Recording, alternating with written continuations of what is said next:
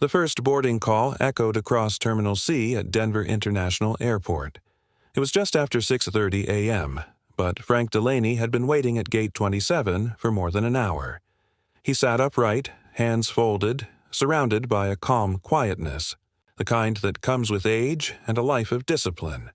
At 78, he looked exactly his age. Soft tan jacket, black trousers, and shoes that had seen too many miles. But if you watched closely, you'd catch the subtle limp, a stiffness in his left knee. Not from old age, but from war. Frank had booked this flight 3 months in advance. He was flying from Rock Springs, Wyoming to Annapolis, Maryland, to witness a moment he wouldn't miss for the world, his granddaughter's graduation from the U.S. Naval Academy. She would be the first in their family to wear the uniform after him. For Frank, this wasn't just a ceremony, it was legacy. That's why he'd stretched his fixed pension a little more than usual, choosing seat 14C, an aisle seat in premium economy. Not for comfort, but necessity. That extra legroom meant less strain on his old war injury. He boarded quietly when his group was called. No special request, no assistance, just a soft thank you to the gate agent and a steady grip on the rail as he made his way down the jet bridge. At his seat, he lowered himself carefully, tucked his small duffel under the seat ahead, and exhaled. A moment of peace. Then came the disruption. 3 rows in front, a woman waved for a flight attendant. The attendant, probably in her 30s, sharp in her uniform with a practiced, polite smile, leaned down to speak with the passenger, then tapped her tablet and frowned. Her name tag read, Kayla. She walked toward Frank. "Excuse me, sir," she said, her voice soft but direct. "Are you seated in 14C? Frank looked up and nodded. "Yes, ma'am." Kayla crouched slightly, maintaining eye contact. "We have a family that was split up during booking. A mother and 2 small kids. Your row is the only spot available where they can sit together." Frank's brow tightened. "This is my assigned seat. I chose it early because of a service-related knee injury." Kayla's smile held steady, but a hesitation flickered in her voice. "I understand, sir, and we really appreciate your help. It would only be for this one flight." Frank didn't respond right away. He wasn't trying to be difficult. He had chosen that seat for a reason. 5 hours in a cramped position meant pain that would last long after landing. He glanced toward the front of the plane. The mother was holding a toddler. 2 more young kids stood nearby. Then he looked at his own hands that had once gripped rifles, dragged wounded men through mud, now scarred and steady. "What's the alternative?" he asked, voice low. Kayla checked her screen. "Seat. 32B. Near the back, middle seat." Frank blinked. "Middle seat?" "Yes, sir. It's the only remaining open seat." He stayed silent, letting that settle in. 32B meant no space, no stretch, trapped between 2 strangers. Right next to the lavatory, right where turbulence hit the worst. "I'm sorry," he said at last, voice calm but unwavering. "I really can't sit back there. My leg won't make it through the flight." Kayla's smile grew tighter. "I do understand, sir, but if we can't seat this family together, it may delay departure." There it was, the suggestion that he might be, the reason the flight would be held up. Frank noticed the eyes now turning his way, quiet rows, whispered thoughts, an old man refusing to help a mother. Selfish, obstinate, a burden. He clenched his jaw, looked up at Kayla. "This is not acceptable," he said, barely above a whisper. "I'll note that, sir," she replied. "But I need a decision." A moment passed, then, slowly, Frank unbuckled his belt. He pushed himself upright, gripping the seat in front for balance. Name's Frank Delaney, Staff Sergeant, United States Marine Corps, retired, he said. "Please note that I gave up a medically necessary seat under pressure." Kayla nodded, already waving the family forward. Frank picked up his bag and walked toward the back. The toddler smiled at him as he passed. Frank returned a gentle nod. No anger, no scene, just quiet resignation. Seat 32B was every bit as uncomfortable as Frank had imagined. Wedged between a college student absorbed in his headphones and a businessman aggressively claiming the shared armrest, he slowly lowered himself down, wincing as his knee bent at the wrong angle. Overhead, the light was flickering. The stale smell of coffee mixed with cleaning chemicals lingered in the air.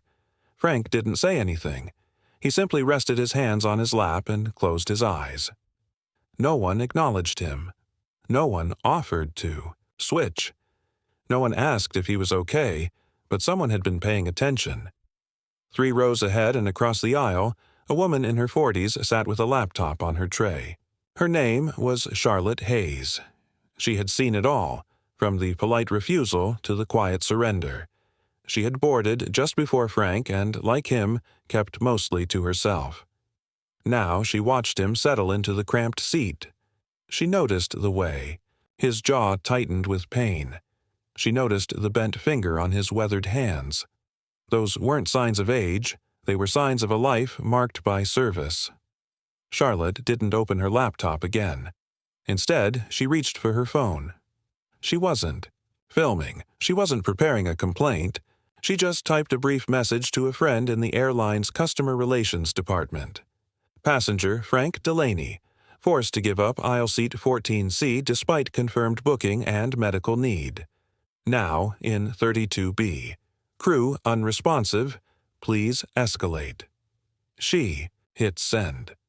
Then she placed the phone beside her and looked out the window. She didn't know what would come of it. But some moments, you don't stay quiet.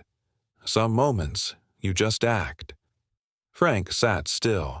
Shoulders pulled inward, hands folded. The middle seat didn't just feel tight. It made him feel small. Invisible. His knee pulsed in pain, a reminder, every few minutes. He would shift slightly, just enough to keep it from locking, but there was nowhere to stretch. No aisle to lean into. The college kid on one side remained tuned out, eyes on his screen. The businessman beside him continued, tapping away, elbow still intruding on Frank's space like it belonged there. Frank didn't speak. He wasn't angry, just tired. He'd lived long enough to recognize what it meant to be inconvenient. This wasn't new. Charlotte kept glancing back at him. She hadn't touched her keyboard since takeoff prep began.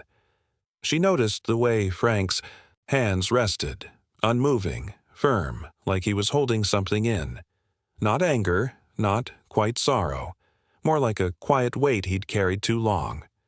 The flight attendants passed through for final checks. None of them addressed Frank. No apology. No second glance. Just the usual mechanical nods and bin tugs. Charlotte's phone buzzed in her hand. A reply. Message received. Forwarding to operations. Unacceptable. Will alert the cabin crew if necessary. She didn't expect much, but she had done something. The cockpit, Captain David Miller was going over the pre-flight routine. Former U.S. Air Force. 23 years of service. Over 11,000 flight hours.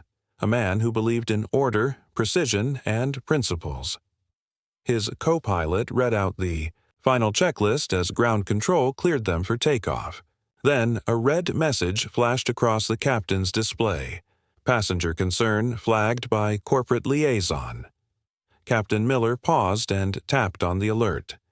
It read, Passenger Frank Delaney, Flight TC-306, veteran displaced from medically necessary seat. Flagged by Charlotte Hayes, PR Board Advisor, Diamond Elite. The name struck him like a bolt. Delaney. His fingers froze over the console. Hold taxi, he said. His co-pilot looked up. Captain? Hold position. I'll be back in 3, David said as he unbuckled and stood. He stepped into the narrow hallway behind the cockpit and signaled for the lead flight attendant. She approached. Who was moved from seat 14C? He asked. The attendant, a silver-haired woman named Arlene, pointed down the aisle. A gentleman. Relocated for a family with children. He's in 32B. Captain Miller gave a single nod. No anger, no judgment, just firm resolve. He smoothed his sleeves, adjusted the 4 gold stripes on his shoulders, and walked into the cabin. Charlotte saw him first. The atmosphere shifted the moment the cockpit door opened. Passengers glanced up. Phones lowered. Captain Miller didn't command attention. He earned it. Calm, deliberate, focused. He stopped at row 32. Frank Delaney opened his eyes, confused by the sudden attention. He looked up and then froze. Captain Miller stood tall, immaculate, with flight bars and silver wings gleaming on his chest. Without hesitation, the captain raised his right hand and delivered a crisp, formal salute.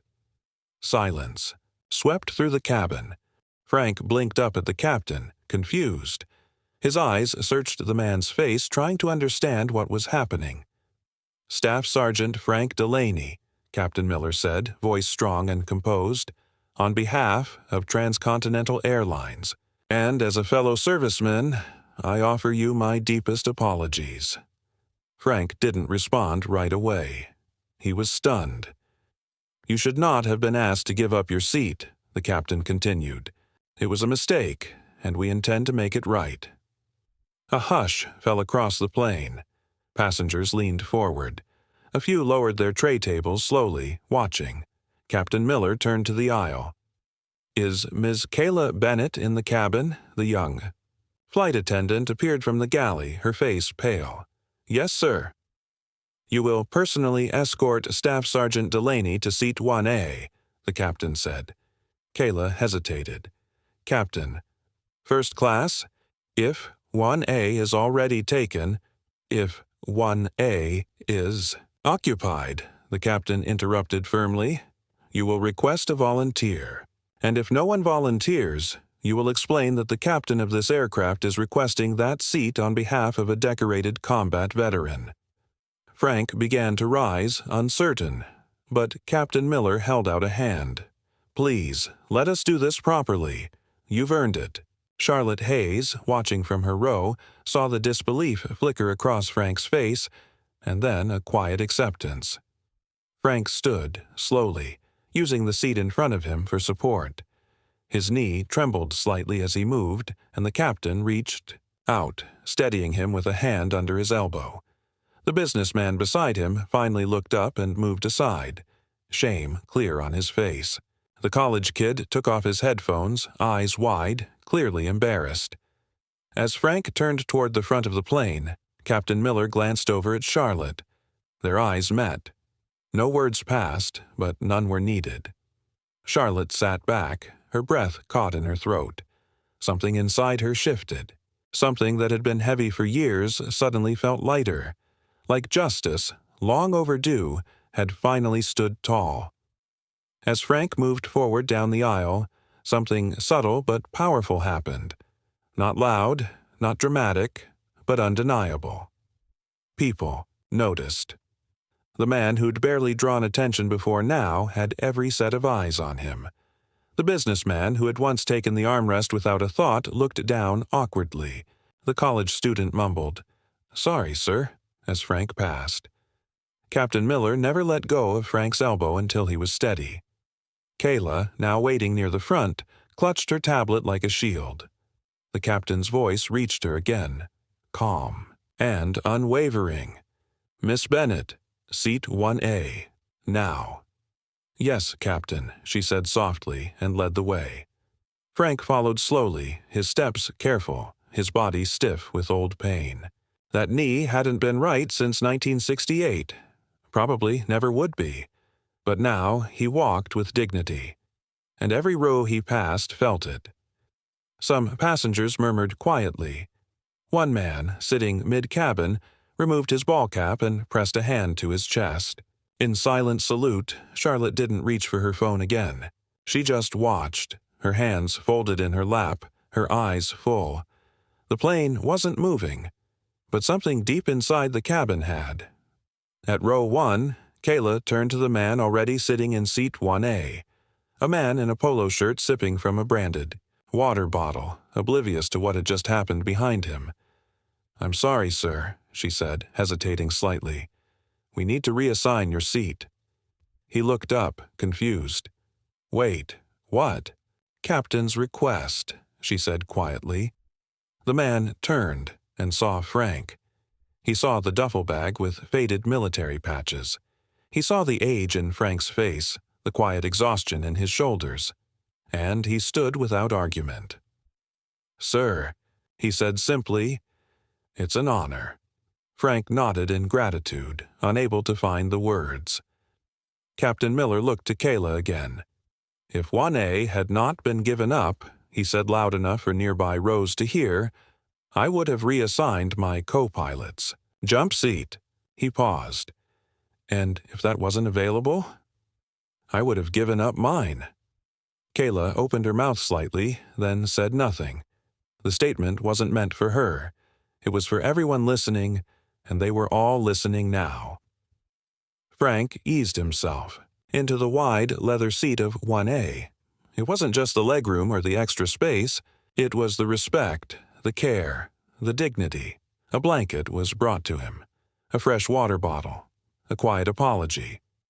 But what broke him wasn't the gesture. It was the voice from the aisle, halfway down the plane. "Staff Sergeant Delaney." Frank turned, his head. A man stood, late 30s, jeans and hoodie, clean-shaven, eyes glassy. "I served under you," the man said, voice shaking. "Camp Leatherneck, 2006. Frank stared. The years were heavy. The man took a breath. "You saved my life. We never got to thank you." He tried to say more, but the words caught in his throat. He just nodded, tears on his face, and sat back down. Frank looked away, jaw clenched, but the silence had changed. This time, it wasn't the silence of discomfort. It was the silence of reverence. Captain Miller returned to the front of the aircraft and stepped into the intercom alcove. He adjusted the mic switch and spoke calmly, his voice resonating through the cabin speakers with a deliberate strength. "Ladies and gentlemen," he began, "before we depart, I need to make a brief announcement." Every head turned. Conversations stopped. Devices lowered. The cabin held its breath. "Earlier today, a mistake was made," the captain continued. "A man who served this country, who carries both the visible and invisible wounds of that service, was asked to surrender the seat he reserved and required due to a service-related injury. This did not happen because of a scheduling error or overbooking. It happened because a policy prioritized convenience over honor." He paused, letting the words hang heavy in the air. "Let me be perfectly clear. We will not take off while injustice sits quietly among us." The cabin remained silent, almost reverent. "This man," Captain Miller said, "Staff Sergeant Frank Delaney, is a veteran of the United States Marine Corps. He fought in Khe Sanh, Vietnam. He wore the uniform longer than many of us have been. Alive, he asked for nothing special, only to keep the seat he booked so that his leg wouldn't seize up during the flight." Another beat. "We failed him." Captain Miller's voice softened slightly but never wavered. "But we don't leave our own behind. Not in battle, and not at 30,000 feet." He looked down the aisle, toward Charlotte Hayes, toward Frank Delaney now seated silently in 1A, and toward the passengers who had watched without knowing how to act, and who now sat straighter in their seats. "And if correcting that mistake means we leave 10 minutes late," the captain added, "then I'll take every single one of those minutes with pride." He clicked off the mic. For a moment, there was nothing. Then, from somewhere in the back, one pair of hands began to clap, then another, then another. The applause wasn't loud or performative. It was organic, building row by row like a quiet wave sweeping forward. Frank didn't raise. Ate a hand. He didn't bow his head. He just sat there, still, humbled, seen. Charlotte reached up and wiped a tear from her eye. For the first time in years, she felt something stir. a belief in a kind of honor she thought the world had forgotten. The rest of the flight went without delay. The plane lifted into the skies over Colorado and touched down just after noon, in Annapolis, Maryland. The landing was smooth, the wheels kissing the runway like a whispered promise. As passengers gathered their bags and filtered into the aisle, Frank stayed seated in 1A. For once, he wasn't in a hurry. For once, he didn't feel invisible. When the flight crew thanked him at the exit, they didn't do it out of protocol. They meant it. And when Charlotte passed him in the jet bridge, she didn't say much, just touched his shoulder lightly, and whispered, "You reminded all of us who we're supposed to be." At baggage claim, his granddaughter stood tall in her crisp midshipman uniform, holding a handmade sign that read, "Welcome, Grandpa Frank."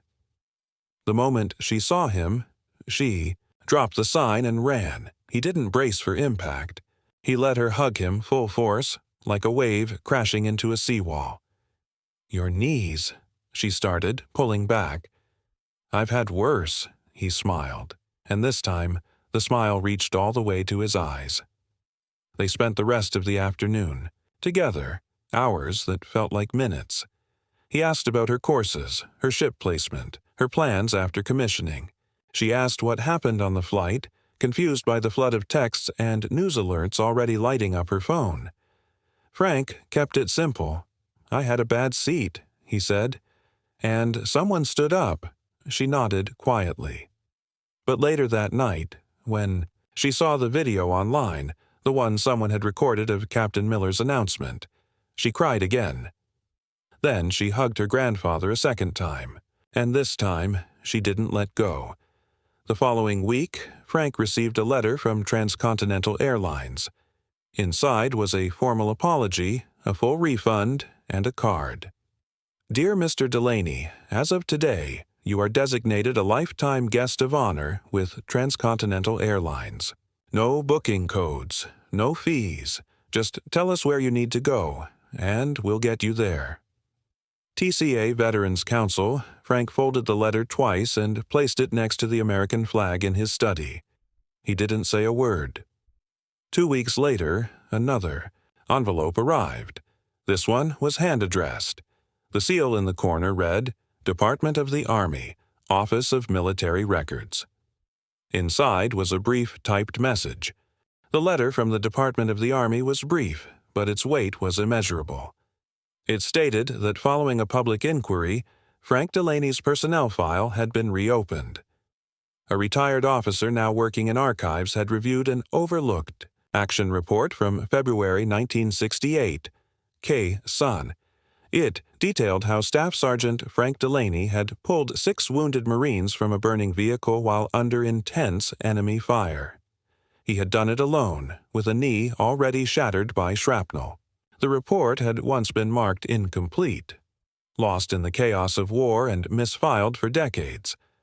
Now it was restored. Attached to the letter was a second note, handwritten on personal stationery. "Frank, I was Corporal Turber. One of the 6 in that vehicle. You don't know me, but I've known you every single day since. I made it home. I built a family. I lived a life, all because a Marine who could barely walk refused to leave me behind. Thank you. You were never invisible. Not to us. General J. Lockhart, USMC, Retidirum." Frank sat with the letter in silence, his hand steady but his breath uneven. There were no words, just a deep stillness, the kind that only comes when a piece of you, long buried, finally finds the light again. Elsewhere, in a quiet study in Richmond, Virginia, Charlotte Hayes sat at her desk, typing steadily. She didn't exaggerate the story. She didn't embellish it. She simply wrote it as it happened. The veteran who was asked to move, the captain who stood up, the silence that transformed into standing applause. She submitted it to a regional newsletter. It was picked up. Local news stations ran it first. Then national outlets. The story of the salute at 32B spread like wildfire, not because it was dramatic, but because it was true. It was read at school assemblies. printed and pinned to walls in hundreds of VFW halls across the country. A photo of Frank, sitting in seat 1A with sunlight on his hands and his head bowed in quiet dignity, became a quiet symbol, not of fame, but of remembrance. Frank Delaney didn't change much after that. He still lived in the same small home in Rock Springs, still drank his coffee black, still limped to the mailbox each morning, even when it hurt. But something inside him had shifted. He walked with his head a little higher. He didn't shy away when strangers approached. And sometimes, when he sat on the porch at dusk and watched the Wyoming sun drop behind the hills, he smiled, not because of pride, but because, finally, he knew he'd been seen. Not all sacrifices are marked by medals. Not all battles are fought on battlefields. But sometimes, all it takes is one person, one voice, to say, "We remember." When that happens, a seat becomes more than a seat. It becomes something sacred, a return to dignity, a return to honor, a return to home. In our darkest moments, kindness still finds a way, often in the quietest places. Not everyone who helps asks for recognition. Some just need to know that today, someone didn't go unseen, and sometimes that's enough to change a life. You may forget the story, you may forget the names, but if no one retells it, history stays silent forever. That's why we share. That's why we remember.